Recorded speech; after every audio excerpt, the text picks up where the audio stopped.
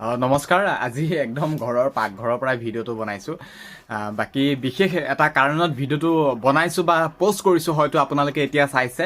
এতিয়া কথাটো হ'ল 157টা ফৰেষ্টৰ বাবে যিখিনি পোষ্ট মুকলি কৰি দিছিল, এপ্লাই কৰাৰ শেষ মুহূৰ্ত, শেষ সময় আজিয়ে, মানে অহা কালিলৈ 15 তাৰিখ লাষ্ট ডেট। গতিকে হাতত টাইম একেবাৰে নাই। এতিয়ালৈকে যদি মানে এপ্লাই কৰা নাই, 5খন ডিষ্ট্ৰিক্টৰ বাবে এই পোষ্টখিনি মুকলি কৰি দিছিল।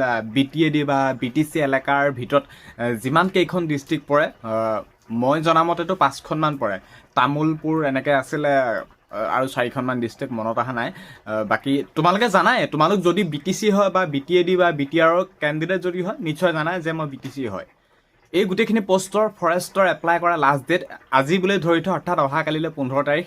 টাইম নাপাবা, হাতত এইকণে সময় আছে। ফৰেষ্ট গ্ৰেড 1ত আছিলে BA পাছৰ বাবে ওলাইছিলে সেইখিনি পোষ্ট। ফৰেষ্ট গাৰ্ডত আছিলে 12 পাছৰ পোষ্ট, আৰু এইখিনি বয়সো যথেষ্ট দিয়া হৈছে, 18 বছৰৰ পৰা 40+ এই যথেষ্ট দিছে। কিন্তু এতিয়া মেইন কথাটো হ'ল লাষ্ট ডেট, লাষ্ট সময় এইটোৱেই। গতিকে কাইলৈৰ পৰা টাইম নাপাবা। 15 মাৰ্চ লাষ্ট ডেট। আজি তাৰিখতে যিমান পৰা সোনকালে এপ্লাই কৰি লোৱা।